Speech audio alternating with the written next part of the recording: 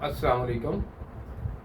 जैसा कि आपको डायग्राम पे नज़र आ रहा होगा कि ये फर्स्ट वीडियो होगी हमारी यूट्यूब पे, लेकिन ये असल में ये वीडियो हमारी ऑनलाइन क्लास की है।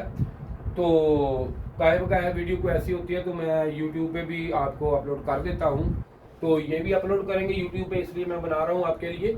तो इसमें ये है कि VCC जो होता है, ये मुख्तलिफ, ये देखें IC लगे हुए हैं, इनको वोल्टेज किस तरीके से जाते हैं, कैसे आते हैं, कौन कौन से वोल्टेज किस तरह काम करते हैं। ये छोटी सी वीडियो है, तो मैं एक दो PCB भी आपको दिखाऊंगा कि जिन जिन में ये हर PCB का डायग्राम है, ये एक का नहीं होता, सबका ही समझ लें आप, हर का है। लेकिन किसी में इसमें एग्जैक्टली वाइंडिंग होती है, किसी में साथ, ये बाकी भी मैं आपको ऐसा ऐसा सारी बना के दे दूंगा वीडियो। वो हमारे वैसे तो ऑनलाइन क्लास के साथ साथ चलती रहती होती हैं। तो सबसे पहले ये देखें कि आप यहाँ पे आपके ये देखें चॉपर मेन, जो आप ऐसा भी है ट्रांसफार्मर चॉपर, इसको ट्रांसफार्मर भी बोल सकते हैं, ये होता है जो इसका पिछली वाली साइड है, हाई साइड, ये किस तरीके कंट्रोल करता है, पावर IC कैसे चलता है, ये एक अलग वीडियो मेरी पड़ी है, वो आप डिटेल वीडियो वो देख सकते हैं मेरे यूट्यूब चैनल पे। तो इसके साथ ये देखें कि यहाँ पे ये फास्ट रिकवरी, एक चीज़ दो चीज़ें ऐसी होती हैं जो आपको हमेशा याद रखनी होती हैं। आम डायोड आपको मिलेंगे, जैसे आयन आप लगाते हैं, वो नहीं, वो अगर आप जब भी, ये बात एक ऐसी चीज़ है, जब आप काम करते हैं तो ये आपके जहन में होनी चाहिए कि काम का मेन मेथड क्या है, ये चीज़ मेन होती है काम के लिए। तो यहाँ पे देखें कि जब भी अगर आपका कोई भी SMP/S सप्लाई हो, बेशक वो आपका कोई किसी तरह का चार्जर हो, कोई आपका, या कोई भी SM आपका जो LED में हो या ओवन में हो, कोई भी जगह हो, ये चीज़ बात भूलने वाली नहीं है, ना आपने भूलनी है कि उसके आगे हमेशा फास्ट रिकवरी डायोड लगेगा। ये चीज़ आपने नोट करके अपनी रखनी है जब मेरी वीडियो देखते होते हैं आप। ये क्योंकि ये वाली वीडियो मैं बनाता हूँ, ये जो काम सीख रहे हैं उनके लिए, ये वीडियो उनके लिए, जो आम कस्टमर वगैरह उनके लिए कोई फ़ायदा नहीं, उनको तो ये जिनका ये काम ही नहीं, इससे रिलेटेड ही नहीं है वो लोग, तो ये उनके लिए होता है। तो कोशिश किया करें, कापी पेंसिल अपनी एक नोटबुक अपने पास रखा करें। तो ये चंद एक ऐसी चीज़ें होती हैं जो आप नोट करें। तो यहाँ पे आपने फास्ट रिकवरी डायोड लगाया, दूसरा लगाएंगे हम तो ये गर्म होगा, जल जाएगा। इसके बाद ये देखें, यहाँ पे कभी भी आप यहाँ पे इसके होते AC वोल्टेज या कम वोल्टेज होते हैं, तो वो आप यहाँ पे ये देखें, मैं एक दफा भी आपको फिर मेंशन कर देता हूँ किस जगह, यहाँ पे ये देखें, यहाँ पे ये और ये जो पिन है, यहाँ पे आप वोल्टेज चेक नहीं कर सकते। चेक कर सकते हैं AC वोल्टेज होंगे, लेकिन वो इसकी फ्रीक्वेंसी जो होगी वो ज्यादा होगी, इसलिए मीटर आपका इसे नहीं बताएगा, एक नंबर।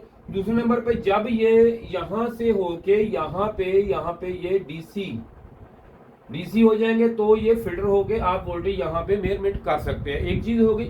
दूसरी बात, इसके बाद दूसरी बात जो है, ये देखें, यहाँ से ये 15 वोल्टेज, किसी में ये एक सप्लाई होगी। अगर आप इंडोर का काम कर, इंडोर पे है तो वहां पे 12 वोल्टेज आउट होंगे इंडोर की PCB पे, ऑर्डर के 15 वोल्टेज जो सप्लाई है, ये देखें, यहाँ से उन्होंने 15 वोल्टेज आउट की है, और यहाँ से 8 वोल्टेज, 15 और यहाँ से 8 भी आ सकते हैं और 10 भी हो सकते हैं, ये आप यहाँ पे मेजरमेंट कर सकते हैं। वो मैंने इसलिए नहीं लिखे क्योंकि मुख्तलिफ कंपनियां मुख्तलिफ वोल्टेज 8, 10, 12 वोल्टेज यहाँ पे देती हैं। यहाँ पे जी एक चीज होगी। दूसरी चीज है, यहाँ पे 7805 ये लगा हुआ, ये आपको मेंशन नजर आ रहा होगा, 7805, यहाँ से 5 वोल्टेज आउट करके उन्होंने यहाँ पे इसको दे दिए। और यहाँ पे एक, ये देख सकते हैं, मैं एक कर देता हूँ आपको, क्योंकि अक्सर लोग फिर मुझे कहते हैं जी आपने ये देखी, यहाँ पे एक उन्होंने कैपेसिटर B यहाँ पे अप्लाई होगा। तो ये चीजें होती है ऐसी, क्योंकि ये देखें, ये कैपेसिटर यहाँ पे अप्लाई हो जाएगा। तो ये चीजें हैं सारी, आप देख सकते हैं। उसके बाद 5 वोल्टेज हमें यहाँ पे मिल जाएंगे, इसके 5 वोल्टेज पे ये ऑपरेट होगा, या ये वाला 5 वोल्टेज पर ऑपरेट सिस्टम है, और किसी जगह आपको 3.3 का मिलेगा।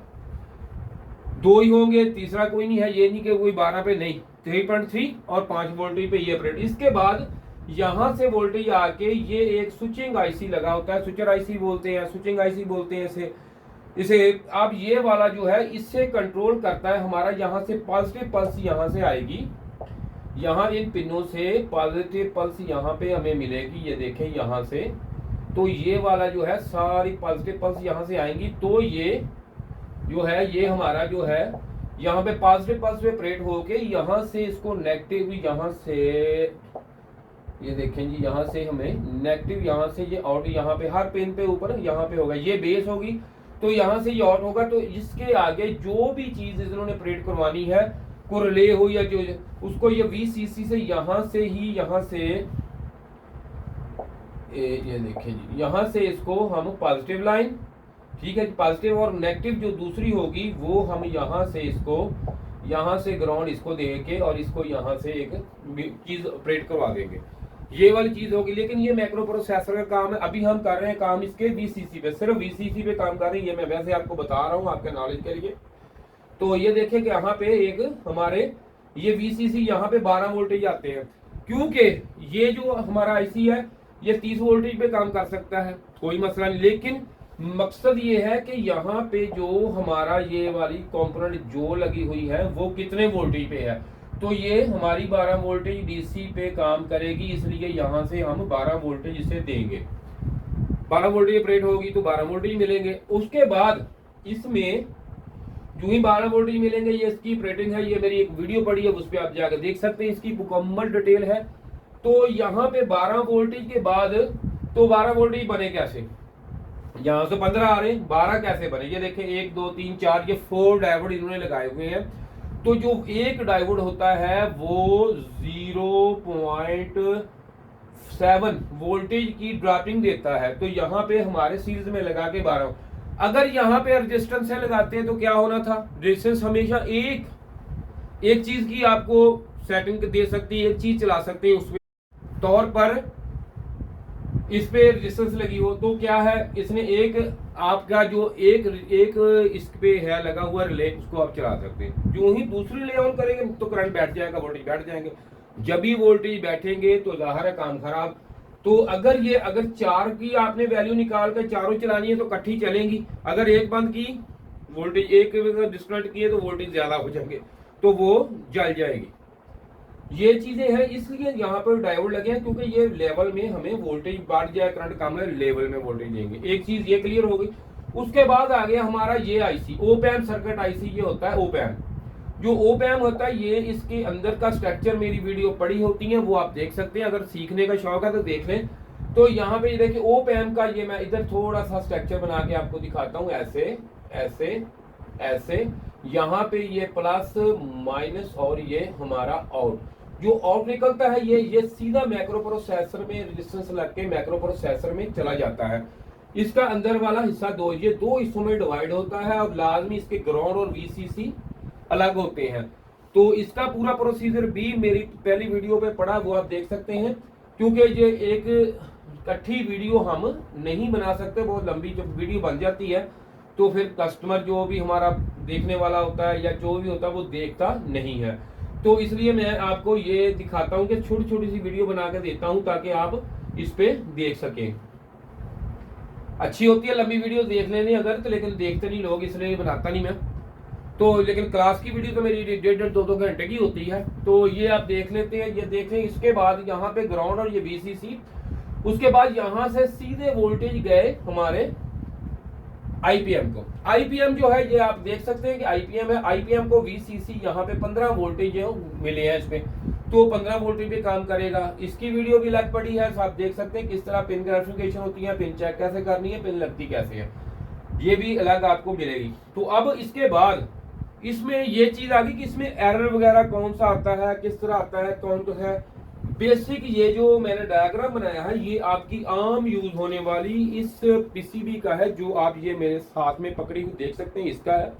अब इसके जो हम शुरू करते हैं, इसके ये डिटेल के साथ ये भी मैं आपको चेक करवाता हूँ इसका पूरा। लेकिन इसके बाद सबसे पहले हम इसका देखेंगे कि इसमें जो एरर कौन कौन सा आएगा, किस किस वजह से कैसे एरर आएंगे। और ये PCB है, मैंने आप 2-4 PCB और रखी हुई है, ये देखें ये हायर वाली है, इसमें भी सर्किट सेम होता है लेकिन काम सेम है, काम में फर्क नहीं आता। ये नहीं कि आपने ये करनी है वो करनी, उसमें और सीखना, ये एक ही होता है, कोई फर्क नहीं होता। थोड़ा सा PCB का कोई चीज इस तरफ होती है, कोई चीज इस तरफ होती है, तो यही होता है और कोई निजाम में फर्क नहीं होता। तो ये देखें आप कि यहाँ पे जो अब यहाँ पे बनी हुई है ये मुकम्मल डायग्राम इसकी, ये मैंने आपको सारा इसका मैथमेटिक जो होता है वो समझाया है, दिखाया है, बताया है। इसका प्रैक्टिकल भी करके दिखाता हूं मैं, लेकिन सबसे पहले इसके अब देखते हैं हम एरर। एरर क्यों होते हैं? एरर जो होता है, अक्सर एरर आता है कि जी इसका कम्युनिकेशन फेलर, इसका कौन सा एरर आ गया? हर पीसीबी में फर्क आएगा। जब ये आप पीसीबी देख रहे हैं तो इसमें आएगा हमारा E5 का एरर आ जाएगा। अगर आप ये पीसीबी आपके पास है, ये केसी है, हाइव का है, तो इसमें E7 का एरर देगा ये। अगर इसके बाद आपके पास ग्री का एसी है, ये पीसीबी आपको लगी हुई नजर आएगी तो E6 आ जाएगा। फॉल्ट सेम होगा, काम सेम होगा। अगर आपके पास ये कैनवर्ड वाली है आपके पास याद है तो इसमें 36 का एरर आ जाएगा। अगर आपके पास डॉलर्स पैल में ओरिट में ये लगी हुई है तो इसमें E1 का एरर आ जाएगा। E1 तो इसमें ये होता है कि आप अगर इसमें E1 का एरर देखते हैं तो फिर भी वही फॉल्ट E7 होता है, फिर भी वही फॉल्ट E6 होता है, फिर भी वही सिलसिला E5। जो भी इसमें कम्युनिकेशन है वो आपकी डिटेल एक ही तरह रिपेयर आप इसको कर सकते हैं, एक ही तरह है। अब इसमें अगर इसका ये वाला जो हिस्सा है, ये मैं आपको यहाँ पे सारा बता देता हूँ। ये देखें, ये अगर डिस्कनेक्ट हो गया, खराब हो गया, बर्न हो गया तो E5 आएगा इस वाली पीसीबी में, ठीक है, E5। इसी तरह अगर दूसरे में किसी में हो गया तो उसका वही एरर जो आप हमने बात की है, वीडियो लंबी हो जाएगी, अगर के लिए दिखाता हूँ। अगर ये खराब होगा, ये देखो, ये इसमें E7 आ जाएगा।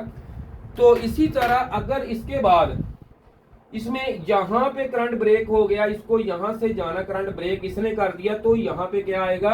E5 आ जाएगा इसमें।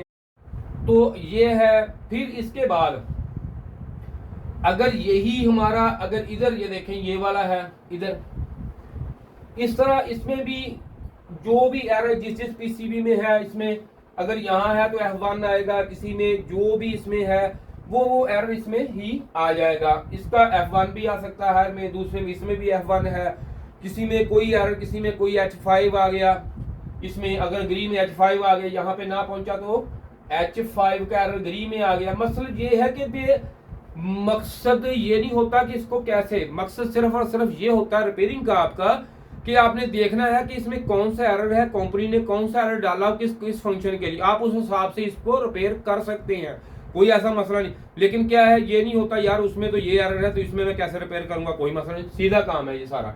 उसके बाद अगर यहाँ पे ये देखें, इसने अगर ये आईसी को वोल्टेज जाने बंद हो गए या ये खराब हो गया, ये स्विचर आईसी खराब हो गया हमारा, तो क्या होगा?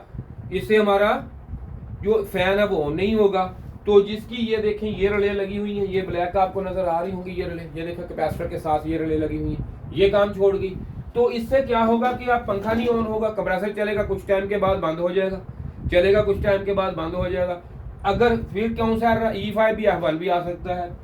अगर इस ये देखें पीसीबी सारी ऑन है, इस रिले ने काम छोड़ दिया, इस अपने रिले ने, या इस रिले ने काम छोड़ दिया, इसका आईसी नहीं काम कर रहा 2003 ये वाला, तो क्या होगा? इस रिले को वोल्टेज नहीं मिलेगी, कंप्रेसर चलेगा, साथ ही ये यहाँ से ट्रिप कर जाएगा, पीटीसी ऑफ हो जाएगी, क्योंकि लोड पीटीसी पे आ जाएगा, तब भी हमारा E5 का एरर आ गया। इसी तरह तमाम का एरर जो है वो सारे एरर एक ही तरह आएंगे, इसमें फर्क नहीं आएगा आपको। तो अब मैं इसको आपका जो ये लगा हुआ बोर्ड, इसका पूरा मैं आपको मीटर से चेकिंग करने का बताता हूँ कि किस तरीके से देखें आप, यहाँ से वोल्टेज, यहाँ सारे वोल्टेज यहाँ से किस तरीके से आते हैं। अगर किसी ने ट्रेनिंग लेनी हो तो आगे ले सकता है, काम सीखना हो तो आपको हम यहाँ पे ट्रेनिंग देते हैं मुकम्मल। तो अब हम चलते हैं बोर्ड पे, जैसे कि आपको किसी पे भी मैं ट्राई दे देता हूँ बोर्ड पे, वो कोई सिलसिला नहीं, किसी पे दे देता हूँ, सबके वोल्टेज यहाँ पे किस तरीके से यहाँ पे आते हैं। तो अब चलते हैं बोर्ड पे जी। तो ये बोर्ड आपके सामने है, अब यहाँ पे पड़ा है। ये बात एक ही है, कोई भी हो एक ही सिस्टम है। ये मैंने बगल पे ये देखें मीटर को ऑन कर लिया आपने। तो अब यहाँ पे सीधा ये देखें, यहाँ पे ये चॉपर जो हमने ट्रांसफार्मर, चॉपर SMPS ट्रांसफार्मर, ये देखिए यहाँ पे ग्राउंड, तो ये ग्राउंड आपको नजर आ रही होगी, ये देखिए इस तरफ भी, यहाँ भी ग्राउंड सारी इकट्ठी होती है, यहाँ के ये कैपेसिटर भी, ये देखिए, ठीक है, सारी इकट्ठी। ग्राउंड के बाद यहाँ से ट्रेसना है, ये देखिए ये लो वोल्टेज का निकला हुआ है, ये तो ये यहाँ पे इस डायोड पे ये देखे जाएगा, ये आपको डायोड नजर आ रहा होगा, डायोड का नंबर भी।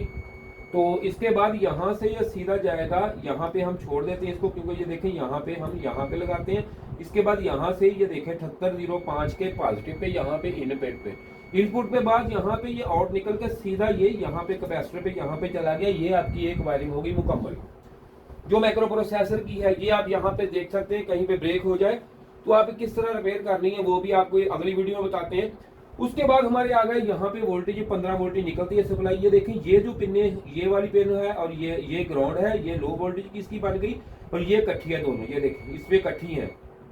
इसके बाद आप देखें कि जैसे यहाँ पे और इसके बाद यहाँ से ये सीधा ये जाता है। ये देख लें यहाँ पे इसके ये 8 नंबर पिन यहाँ पे ये मिल गया 8 को। 8 से सीधा गया ये हमारे इधर। ये देखें ये कौन सा आ गया, ये आपको नजर आ रहा होगा। ये देखें मैक्रो अपना सॉरी IPM पे। और इसकी अब ग्राउंड ये यहाँ पे रह गई थी, मुझे मिस हो गई मुझसे। ये देखें ग्राउंड यहाँ पे इसकी, ठीक है। और इसकी ग्राउंड है, ये जो ग्राउंड है ये यहाँ से इसको मिल रही है। देखें ये इसका मुख्तसर सा सर्किट है जो आपको मैंने दिखाया है। इस तरह आप चेक कर सकते हैं। तो यहाँ पे अगर देखें, यहाँ पे कंप्रेसर चल के बांधो या चलेगा नहीं, या इसको F1 कह रहे होगा, यहाँ पे नहीं, ये कमजोर हो गया या ये कैपेसिटर वीक हो गया, ये भी मसले आते हैं इस पे। तो अब तो यहाँ पे रह गया अब हमारा ये 2003 वाला IC। तो वहां से भी अब यहाँ से देखो, यहाँ से गया ये। तो ये देखें यहाँ पे ये नजर आपको आ रहा है। ये देखें डायोड पे, ये देखें ये डायोड मैंने ब्लैक पेन लाई। तो यहाँ से ये 12 वोल्टेज बन के यहाँ पे मिल गए। तो ये इतना आसान सर्किट है, सब कुछ है। तो आपने देखा है, ये सारा देख लिया। अब इसी तरह कोई भी आपके पास किसी तरह का भी आपके पास सर्किट आ सकता है जो आप देखें सर्किट को, तो आप इस तरह सर्किट को चेक कर सकते हैं, रिपेयर कर सकते हैं। उम्मीद है कि YouTube पे ऐसी वीडियो आपको नहीं मिलेगी हमारे अलावा। तो ये आपने देखा है किस तरह मैंने रिपेयर किया, किस तरह आपको चेक करना बताया, किस तरह आपने वोल्टेज देखे, डायग्राम भी है आपके पास, मेरा नंबर भी है। मजीद अगर किसी ने ट्रेनिंग लेनी हो तो रब्ता कर सकता है। शुक्रिया आपका बहुत वीडियो देखने का, अपना टाइम कीमती वक्त दिया। खुदा हाफिज़।